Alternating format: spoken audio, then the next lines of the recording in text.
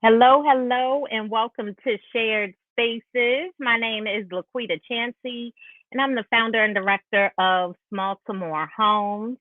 Chap will be tuning in with us in just a second, and I have Miss Yolanda Pulley here with us today. I'm sure somebody has heard this woman's name before because her name rings bells in the streets of Baltimore. So, Miss Pulley, tell us what you got going on and what you've been up to lately. Oh, well, we out here still trying to save our city through information, through our nonprofit organization. We're a one-stop shop. We are people empowered by the struggle. We're a one-stop shop for all struggles. Our motto is in order to understand the people, you have to be one of them. And we don't have business hours, we have life hours. So we don't take off for your birthday, my birthday, nor Jesus' birthday. We we do this 24 hours a day, 7 days a week.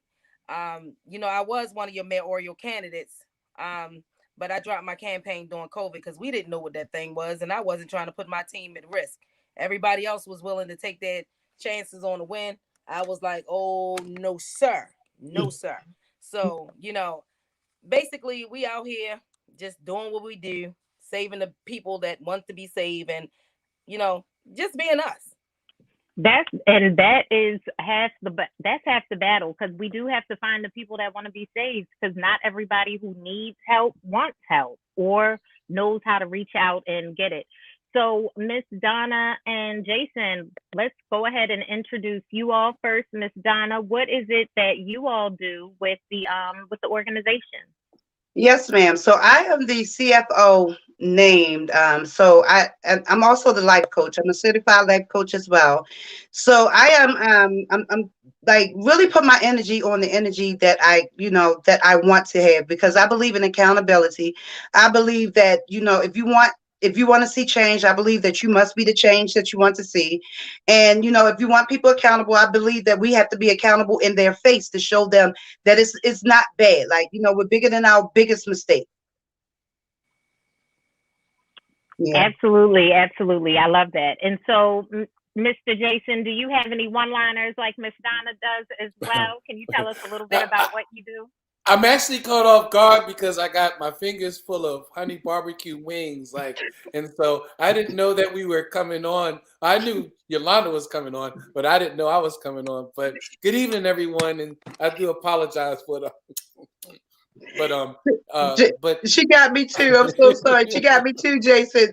Because Yolanda, like, I literally, soon as we went off, I ran downstairs to put dinner on, and she's like, "Click on the link," and then I'm on here. I'm like, "It's a lady here." Be ye prepared. I got Right? turkey wings just sitting on the side of the sink, but it's okay. I'm glad to be here. I hope the phone. I hope it doesn't die on you guys. I hope because it's about to die. So I'm praying that it don't die on you guys. so so That's so okay. so here with my sticky fingers, I'm the deputy executive director for People Empowered by the Struggle, and I look at myself as like the clutch hitter.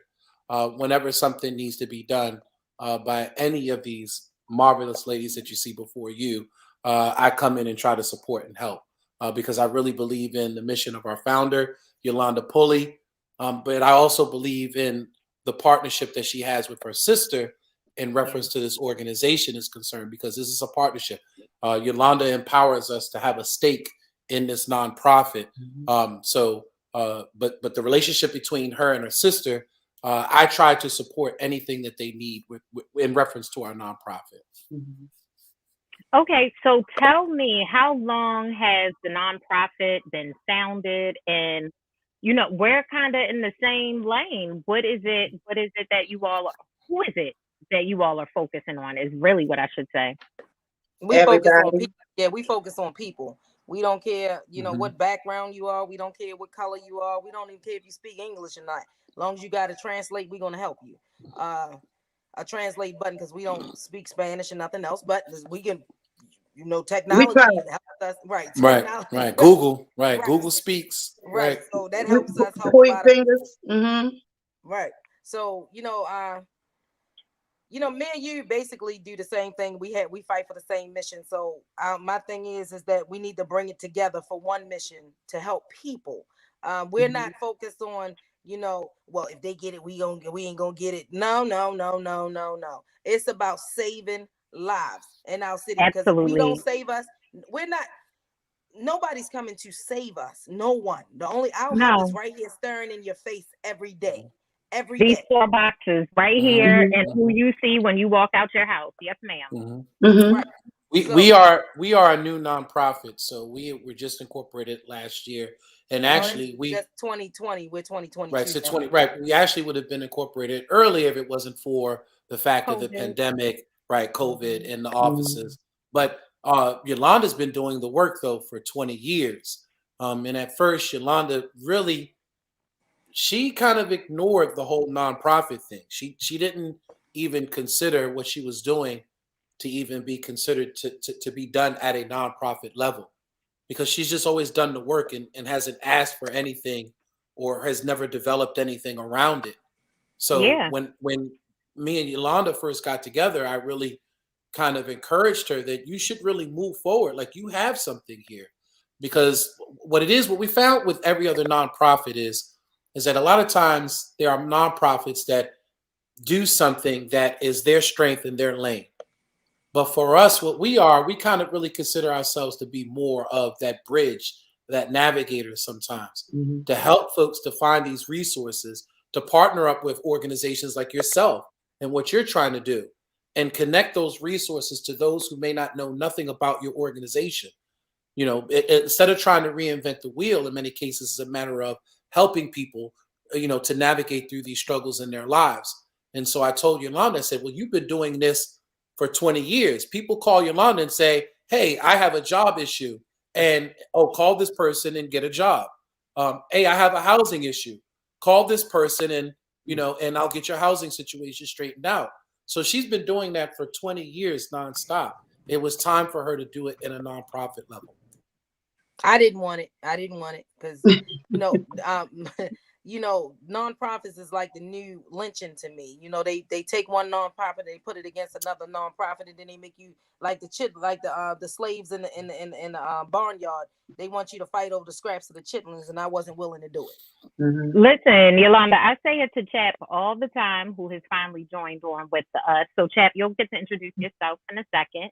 But I always say, like, even in the nonprofit world, it is still very systemically racist. Like, it is still someone telling us, we approve this mission, we support this mission, we believe in you, this is what we want you to support, and this is where we will put our money. And it's like, no, we live in these communities to see exactly what we're lacking every day. I don't need your study, I don't need your research. And like you say, Yolanda, for so long you were doing it even without their money, but we deserve to get those breaks. We deserve to take those monies, those dollars, because they've been stripped from our resources. Like, they should have been here in the first place. And if you know anything about the Black butterfly, it's our communities that are suffering. So I support this entire. But one thing I won't do, I will not be silent for no one.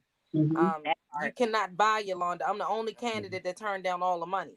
I'm not for sale. I'm like Miss Cheatham said, I'm unbought, unbothered, and unbossed. I will not do it. Yeah, I will not. And unpaid. Right. Yeah. Right. But that becomes a problem for an organization like ours, because again, for the most part, people expect to be your handlers. If I give you this money from this larger organization, I need you to that also may have the blessing of, the administration and beyond, you need to kind of conform and comply to what I want. So, but if you see something that's out of line, like for instance, one of our main missions has been to really address the educational system and hold them accountable.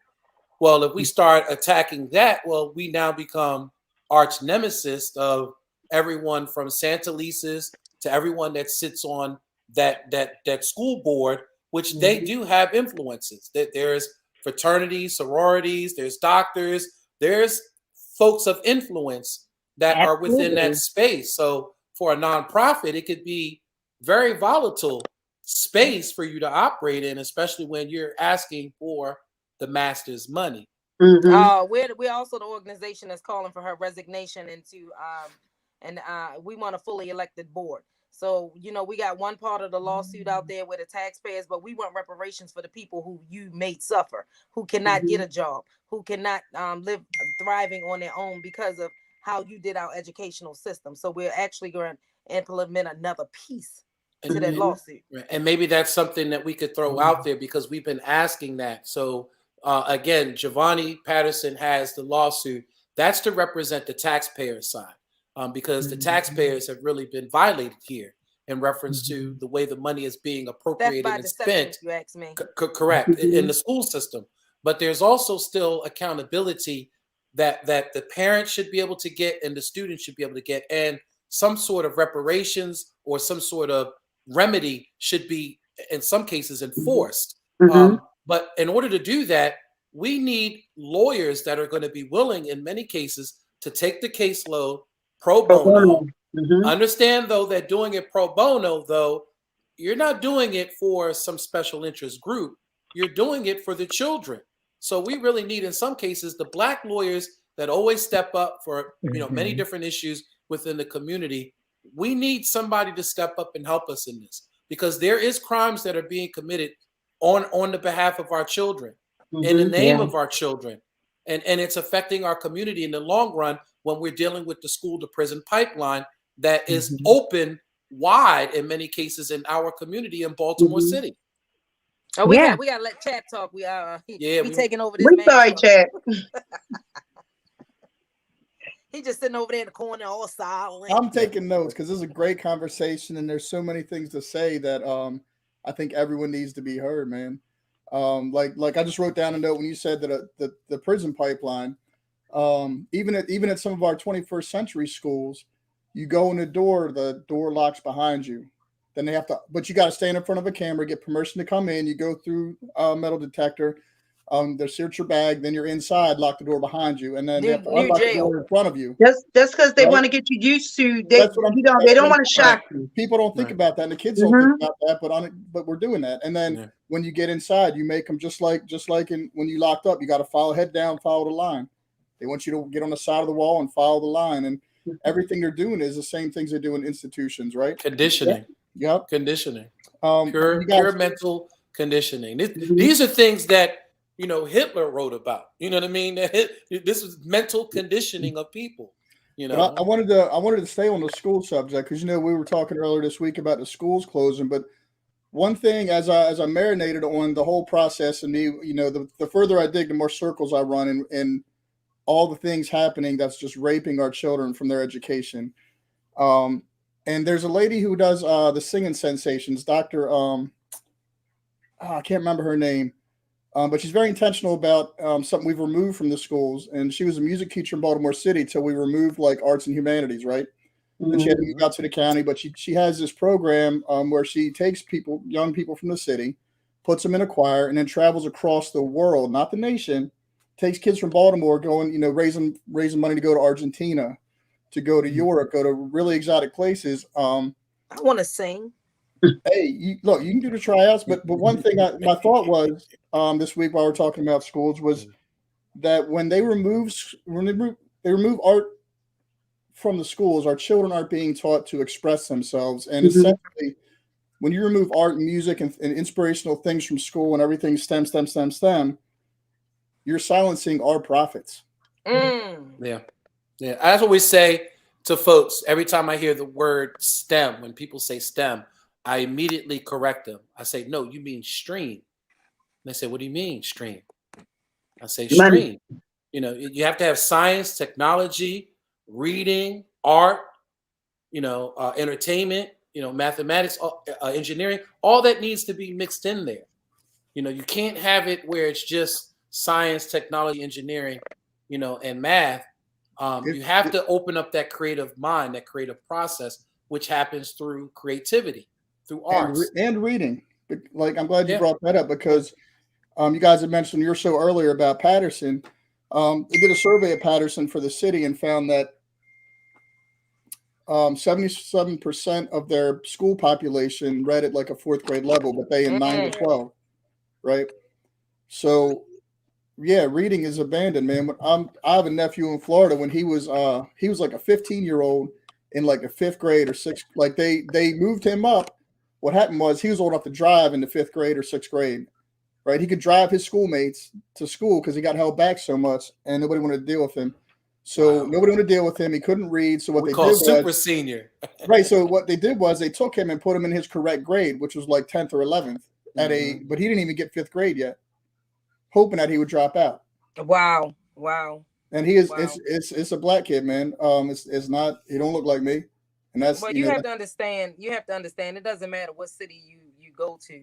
It's certain things to set up this designed to make you fail. An educational system is definitely one of them, because they need that prison to pipeline, because of they need the recidivism. They need all of that in order to make that private industrial thrive, which is the jail system.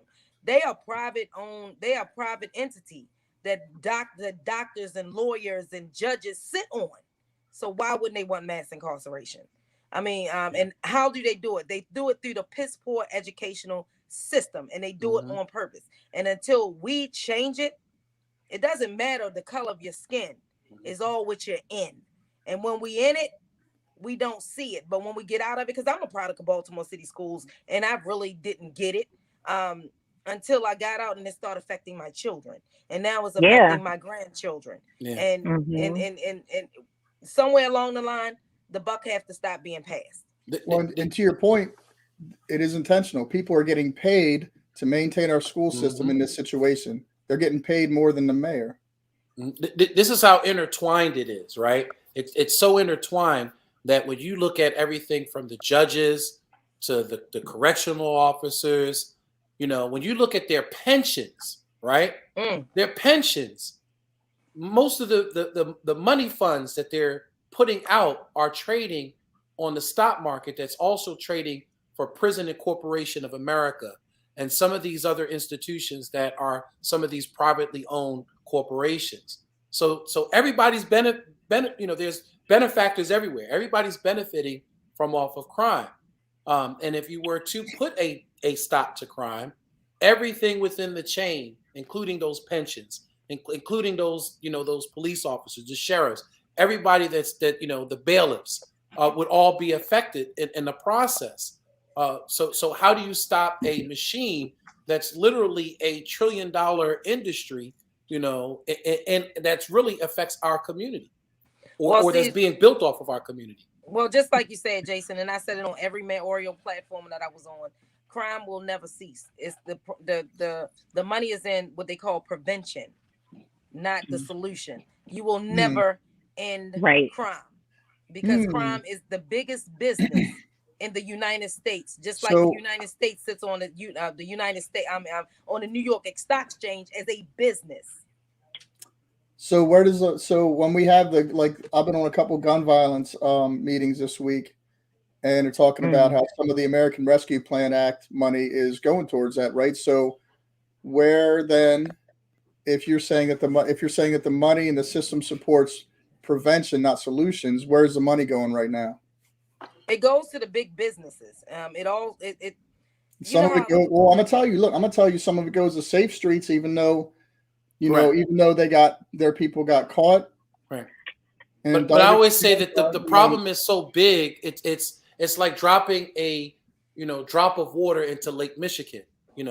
It has no real effect, unfortunately. And this is not to diminish the work that so many folks are doing. As a matter of fact, if you're doing something, I salute you, because you're at least not a part of the problem. You're trying to solve the problem. So I appreciate you.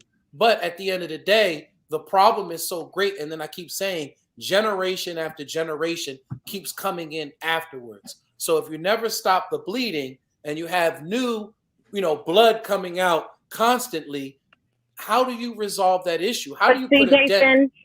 That's part of it. Like, we're seeing it as an issue and blood coming out, while they're seeing it as the system is working exactly as we wanted it to. Correct. We're making all of this money.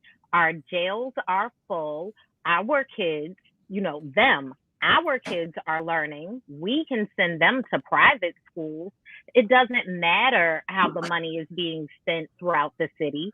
We don't care what the city's doing with that. As long as you continue to control these populations that we can benefit from, keep doing what you've been doing, because that's what we need y'all to do. So we need the students to fail. We need the students to not be able to read. We need the homes to fall apart so that they can come in and gentrify the areas. Like, it's all a part of the whole system. And it's, in addition to being systemic, it's institutional. So right there, it's in the jails, it's in the schools, it's in corporate America. Like, we got to break it all down and just start all over. Like, where is Wakanda, y'all? Well, you have to understand that even though we speak of safe streets, who sits over top of safe streets? No, I'm just using that as an example. Yeah, but no, I'm saying who sits over top of safe streets? You have Life Bridge and you have John Hopkins, two of the biggest entities that collect the money for them to hand it out. They're the ones that's getting actually, so that money that managed under the health department. Right. So, like I said, these are all, when you sit up there and say something about safe streets, look who sits over top of safe streets, who's getting the money. Don't look at safe streets. And these are the people that's been put in place, because if you stop it, okay, so let's take a victim that's on Baltimore City streets that had piss poor education, and now they have turned to the streets, and now they were murdered in Baltimore City streets. Everybody get paid except for that victim family. Everybody gets the money. The doctors, the lawyers, the number one money maker in Baltimore City right now is the freaking what you call them, a mortuary. That is sad. And now you got people that want to open up mortuaries and put them into our communities. They sitting right there letting you know you're gonna die. Like where Wiley sit at, it's like an old Western movie when you got the guy building the coffins right there in the small little town across the street right where a shootout's gonna happen. Right. I do not agree with Wiley sitting in the middle of a black neighborhood and across the street from a school. So like let's take Baltimore City Jail. What is that other one? Right there, DOC. It says right in front of people, housing projects. You're getting them used. Children be what they see, and they're not afraid. My daddy in there. What? I heard a child say that my daddy is in there. And I knew somebody that had their uncles, cousins, brother, father, and I believe their grandfather were all in one institution up in Hagerstown. Right. Like you're breeding children, just like you said, when them doors clank clank behind you, you're getting them used to that noise when they enter to school, to that and they already, and we already know 9 times out of 10 what that looks like and where it's going to if we do not start saving these children's lives in elementary school. Then they also have a thing where they tell you in the 3rd grade whether your child is going to be in jail or be a productive part of society. Who does? Yeah. Who? How? So who knows? Looking at the test scores, right? Looking at the test scores, they can determine whether or not those students at the elementary level could possibly be the future. But that's data that the school needs to take back to the board to say we're creating these criminals. Like, no, if that's the case, then y'all are creating the criminals. Right. But can't look, Yolanda. Right. I'm sorry, they do it to collect the money. I mean, the data to get the money. The billions. It's no way on God's green earth we have a $1.18 billion budget in Baltimore City education. You're telling me that we can't have you're telling me we can't have 21st century schools. You're telling me we can't have clean water. You're telling me I can't wash my hands. You're telling me I don't even have good toilet paper to wipe my behind with. And you're asking parents to actually send it in with their students when schools start. Hand sanitizer, wipes, and all this kind of stuff. Why is that not coming out the school budget? Right. And they don't even get to bring a textbook home.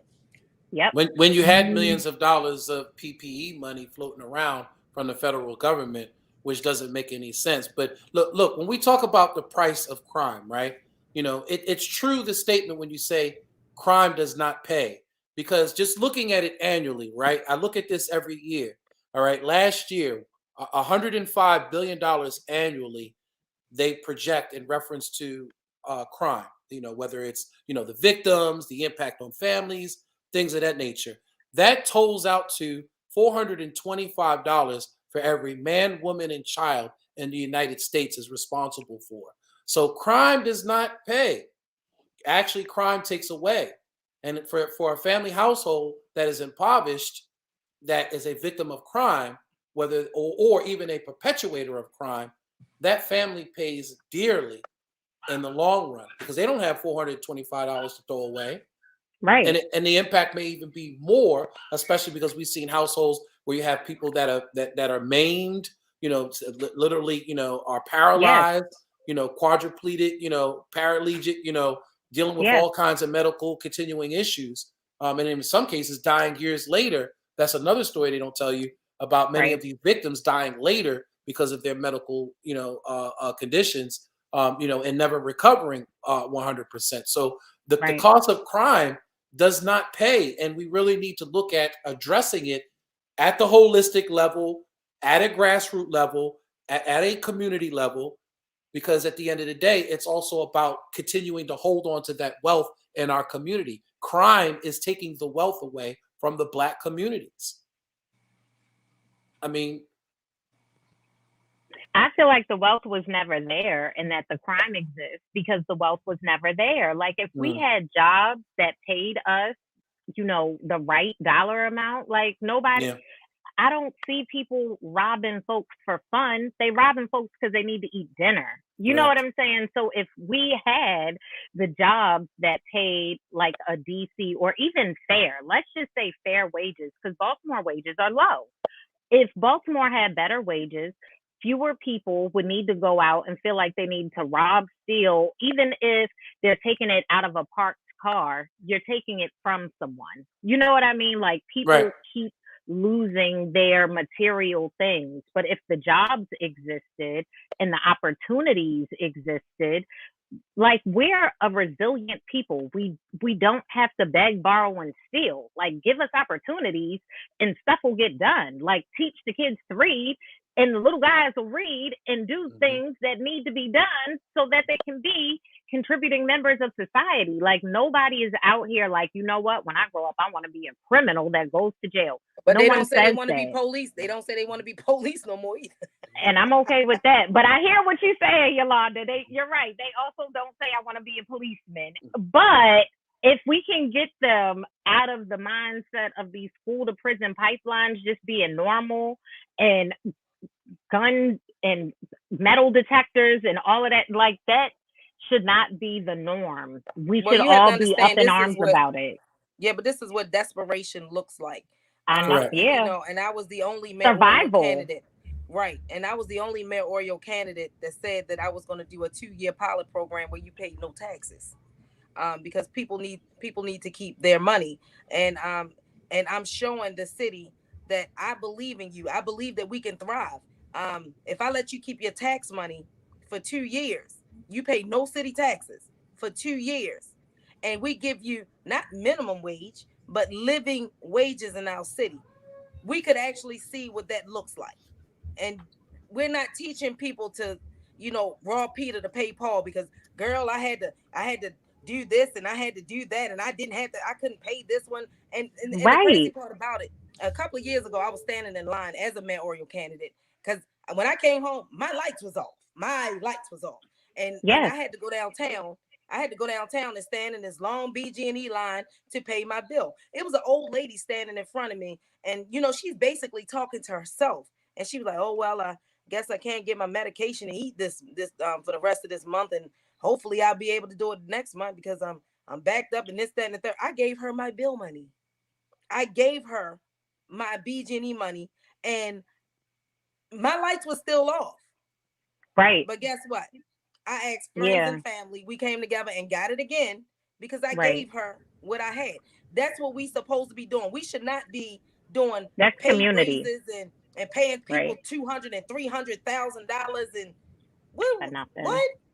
And we cannot help people. That's absurd to me. And why are we paying organizations to pay organizations? That doesn't make sense to me. That's so the one grant I did try out for, that was one of the requirements is that you had to have an established 501c with financials to manage the grant they wanted to give you. Yeah, but see, that's what they do to Right. keep the little Right. people out yet again. Right. Right. I see So that now. I'm That gonna- now hearing your side of the conversation about how Hopkins is over top of certain things. They're over top of a lot of things, bro.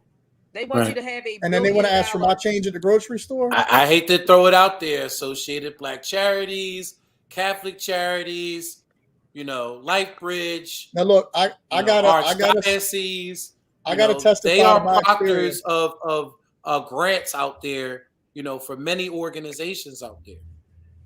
I will testify to Catholic Charities. Every time I've reached out to them, they have come through. Ask them to help you get the money. Yeah, well, I don't ask nobody. I'm from Baltimore. I don't ask nobody for money. It's funny. No. Ask them to help give you a grant. To help you. Oh, you're you're saying ask them to get? See, okay. Because what we found is, unfortunately, those who know the secret sauce, or those who are part of the bigger, franchises, don't want anybody else to be a part of the franchise and play their reindeer games. They have their gatekeepers. Yeah, but they also see what they did was when that PP whatever that money is that came into the city. I'm going to fund this, that, and the third, and I'm going to do this, that, and the third. But what they did was, in order for the big entities to still continue to get their money, they put stipulations in where the little people had to. Why, if I'm out here feeding people every day, what makes you think I got $25,000 per $100,000 in the bank? What? That's just absurd. I don't want nobody to tell me when I can go buy somebody a pair of drawers or give them a fork and spoon. May I have permission, master? No, I'm not doing all that. So I chose. I know for an organization like ours, if we had that type of money in the bank, we would be putting it in the streets. We would be putting it to work. So there's not really a time. We probably would always be, operating right near zero, or even maybe in some cases in the red, because we're digging in our own pockets as an organization. But that's because we really want to do the work.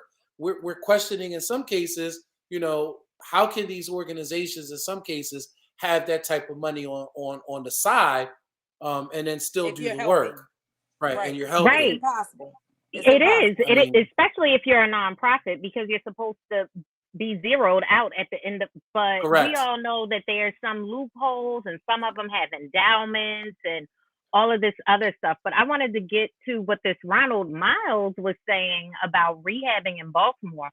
With Baltimore Homes, like, we would love to be able to rehab houses in Baltimore, but some of them have been sitting vacant as long as I've been on this earth, and that's 30 plus, 40 plus years, which means there's probably a tree growing through it. You're going to need a whole professional to get that tree out of that home, or to disassemble it, because I don't like the idea of demolition. We should continue to salvage and reuse, reduce, all of that good stuff, especially in the hood, because it creates more jobs. But anyway, when you think about, go ahead. And let me comment on that. It's important to maintain a legacy of what's already there, and not replace everything. That establishes a neighborhood. A neighborhood is based on really and truly strong communities are based on its historical legacy and its historical stories. You know what I mean? Like for instance, Ellicott City is known for its main street and so many different, sites, the park. They have the state park there. There's so many things that are there that let you know, and historically they have been there, and they preserved that main street. They didn't turn it into a Saks Fifth Avenue, business district, or like a big New York. green space. My God. Or a green big, They kept it and they preserved it. Yeah. But it takes the community to do that. And so I think that part of the issue is that our communities are struggling to survive. So no one's coming to the community meeting to talk about what we're doing at the rec center, because I got to pay my bills and I need to feed my family. So let's be real about that. Or maybe I work at Amazon and I got to be to work in a couple of hours where I got to work all night long, and then now. Or I got to get on the bus, because the bus, it takes me 2 hours to catch the bus to get to work, and I need to cook dinner before I leave to feed my family. Any of these things can be possible. But in Baltimore, what I think is interesting, specific, I'm gonna let you talk, Jason, but specific to the housing, we have about 3,000 to 5,000 people who are experiencing homelessness and housing insecurity every night. We have 16,000 vacant that the city claims, never mind the people that don't even live in Baltimore. Correct. Quite honestly, I think it's upwards of 40,000 when we're talking about vacancy, abandoned lots, misuse, underuse, all the things that Baltimore is suffering from. I mean, I would love to do that, but we need funds. The issue is if Baltimore's housing stock is at a $200,000 value, but it takes me $350,000 to redo that house, chances are the house won't get done and the neighborhood's going to continue to look like it's been looking for those past 30, 40, 50 years. Not to mention, lead is leaching into the dirt. There's all types of pollutants that are happening because the home is decaying. So we really have to think about it in a really like eco sustainable, Black futuristic technology. All of these things need to be addressed in however the solution is found. What do you want to say, Jason? I'm sorry. I was going to say, no, talking about that, the reason why you see the issues that go on in our community is because we're easy to be picked off. And don't take it from me. Take it from Reverend Walron, who's associated with the National Action Network, associated with Al Sharpton and them. And he said that he was at a gathering one time, a function, and it was a bunch of big developers up in the Harlem community, up in New York. And he had his white collar on, his religious collar on, because he's a religious man. He wears the collar. And so the guy came up to him who was a developer, and he didn't know whether or not he was maybe seeking confession from Reverend Walron. But he basically told Reverend Walron, he said, you know why we pick neighborhoods like Harlem and other poor neighborhoods? He said, because poor people don't fight. Poor people don't fight. So in many cases, you see these communities the way that they are. Poor people are tired. Like, I don't like that. They're picking on like poor people don't fight. No, poor people. But that's the mentality. That's the mentality of these developers. These developers think that we're easy pickings, that it's easy to come in our communities and just swipe from, they don't care what's traditionally ours. Yeah, they don't care why we don't fight. They just know that we don't, and that's enough for them to move in. Right. Exactly. Yeah. And another thing is you have to understand that they're not going to let me and you thrive in Baltimore City with tiny houses. You know why? Because if we don't change these seats within the next 4 to 5 years, the next election, we're going to be kicked out of Baltimore because they just sold over $2.something billion in property last year during the pandemic. What do you think that's going to look like in the next 2 years when they're redeveloping and when they make it $300,000 and $400,000 homes? And now we do not have affordable housing. They did it sneaky because, like I said, I've been a tenant advocate for over 20 years. I've been fighting for tenants' rights and responsibilities, and I done seen it, a million times. Right. We cannot afford to live here. We cannot afford to live here. We don't have living wages to support the bare minimum. And BGE just went up. BGE just went up February 1st. February the 1st. And you're going to get another 33% increase in your water bill. And they're not telling you this because they're saying these plans were made during pre-COVID, and now they have to be implemented because the governor lifted restrictions. You have to understand. The plan being made is that well before 2020, we'll say before the next 60 years is over, the plans are already in action. The blueprints have already been had. The relationships have been made. Baltimore is going to look like Amazon and Under Armour blue. Yep. That's the brand. Yep. Because, they putting $200,000, $300,000 houses down in the back of Westport so these people can pull their yachts up and walk in. Yeah. And then you ain't going to see them down. You ain't going to see them down by the library at the little Chinese spot. Yeah, we saw some of their mentality. We saw some of their mentality and thinking with EDBI. I was fortunate to kind of be on the front lines at the time with EDBI and trying to fight for some inclusions and what was going on with the John Hopkins and that whole East Side development stuff. And I'll never forget it because I had somebody that was kind of on the inside of EDBI that was kind of talking to me on the side at City Hall, at City Council. And he was telling me that basically the theory, from John Hopkins is is that you have these professionals that come in, they live, they work, they play, everything all within that square space. You have the amenities of the harbor, you have $250,000 homes with rooftop decks, you have, access to the harbor and the boat yards, so it's live, work, the lifestyle, not necessarily of the rich and famous, but of those who are the professionals, those who are the scientists, the researchers, the doctors, those who come to Johns Hopkins to make them the fine institution that they are.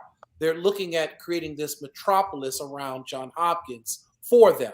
That means or close to it per se, because correct. You got people down in Federal Hill that lives down in no condos that pay $8,000 to $12,000 a month for a 1-bedroom. They don't want to live with us.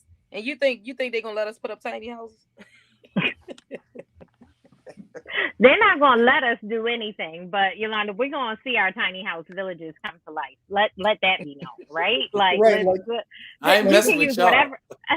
Use whatever language you want, but they may not let us, but it'll get done. Go ahead, Ted.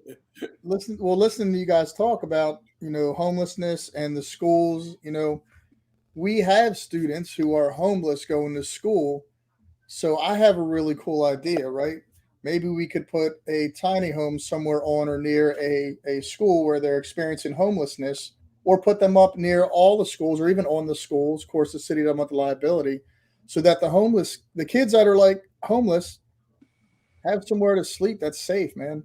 Like, yeah, that's actually ingenious. But because look, I've followed when I was wherever I'm at. Like right now, I'm volunteering at a school in Cherry Hill. I volunteered and also worked at a rec at over in Greektown. And there's times and really, if you're not engaged with the kids, you just won't know, right? You'll think there's just the kid's just being a kid, not brushing his teeth, not doing this or that, whatever. So many times I've walked with my students home to make sure they're safe, to see what's going on, see how I can engage as a volunteer, as a chaplain, whatever hat I need to wear, right? And I get it when the kids they'll ask me, they'll be embarrassed and they'll say, "Oh, it's right around the corner. I got it, chap." And they'll cut down the alley and I'll just watch down the alley and they just hop in the yard and it's like, oh man, okay. And it's more often than you think. I think more of the population than you would think, right, is experiencing homelessness. These kids are out here on the street. I can't remember the census because I had read some information about it, but what a good solution, because kids are small anyway, right? They don't, and how cool would that be if you had, a pocket of or a property or a vacant with a couple tiny homes, and you have responsible organization and adults managing those homes safely for the children, right? That could be a thing. Yeah, but this is out of the box thinking, Yeah, but the only problem is that they're gonna give us a whole bunch of grief because tiny houses is not zoned for Baltimore City. Not yet. They're not only zoned. They don't want to give us access to water and BG&E and all that kind of stuff at a discounted price for a tiny house. Even though it would cost you less money to do a 8 by 12 than do a 25-foot home. They like BG&E gonna ask you, because for some reason we're not allowed to bring in another gas electric supplier because they help fund City Hall. So you got to understand, you got to follow the money. You have to follow the money. BG&E at the end of the day, they want their money. The smaller the house, the less payment they'll get. So they're not going to agree with it. Just like people don't understand, they can turn your lights off in the wintertime because they go to the public service commissioners and they write out an affidavit and ask for permission to turn your lights off. So when people in the dead of winter, right? They can't turn my lights off. Yes, they can. These people are not there to fight. It's no one to fight for us. I can run my extension cord over to the neighbor's house real quick. Then they're gonna hit you with all kinds of mess. And then the person that's living next door is gonna actually get fined for using BG&E. They're gonna actually be charged. I'm sorry, to be charged with using somebody else's gas electric. They set everything in place to not help each other. Yeah. Yep. Each and every time. And I think part of it is, like we've said, if you can control a population and, make the decisions for them, you're going to continue to keep that purse, and that's going to be your power. And that's the unfortunate part. Like, the fact that the school to prison pipeline is a business, the fact that healthcare is a business, the fact that education is a business, it's like all these people, us, are suffering because of the lack of, resources. It's ridiculous. Yeah, and there's no doesn't seem to be any real human compassion or human empathy when it comes to the conditions in this city. Because if you Right. really had any empathy, you wouldn't allow what you see down near City Hall in reference to homeless people. If you Yeah. know, if you really cared and had some empathy, you would have some sort of affordable housing program that makes sense to the community. Because right now, what's going on in HABC is all over the place. And if you Mhm. try to go out there, and I say this all the time, there's no such thing as affordable housing. It's what you are willing to accept and are willing to deal with. Because I know people that pay $700, $800 a month rent, but guess what? They have a slumlord. Their Yeah. house is definitely not something you want to go visit and live in, but they Right. they accept it because that's the only thing that they can afford, Right. unfortunately. And I've seen people that are living in chat, being out there, and walking some of these young folks home. Those that do have homes, they're in no better condition than that young man that jumped that fence that went into that abandoned minion. In many cases, you go into these homes and they're dealing with rats, roaches. They're Yep. dealing with dilapidated properties or falling apart properties, and that was the main reason why the city had did that enforcement a year or two ago. Having the annual inspections. In order to Right. have For the occupancy rental. use. Right. But how they get around that? Well, there's a lot of rogue landlords out there that are not following occupancy use. They're not telling the Right. city that they have occupants in there, and Yeah. that's how you get around it. But then it also means that you have to accept whatever the conditions is, and you don't want to buck back at your landlord because you don't want to end up out in the streets because it's the only thing that you can afford. When the average rent in Right. Baltimore City is $1,200 a month, you can't live in this city. Not the average person, especially when, according to the last census said that $29,000, somewhere roughly around $29,000 a year, is the annual income, the median income for Baltimore City. Well, if you take out rent at $1,200 a month, that's $14,400 in a year. That's Wow. more than half of your salary being taken away right there. You haven't even paid the high BG&E, the high water bill, the high groceries, the high transportation costs, the And high wait a minute, health Let's not expenses, forget. Let's not forget and your you may food get shot stamp on the way to work. because you went and got this little job. Your food stamps been cut off, and now you don't get medical assistance. So all these things now you got to pay for food and daycare and all this Yep. stuff because you make the bare minimum of Right. 25 cents over what they consider minimum wage. Now all your benefits been cut off. Now if you live in Right. Section 8 housing, your rent just been raised. Right. Your daycare been taken, so you got to figure that out. You got to figure out how they're gonna how you When gonna you get talk back about and forth that to black work. butterfly, majority of the people that live in the black butterfly are below 29,000.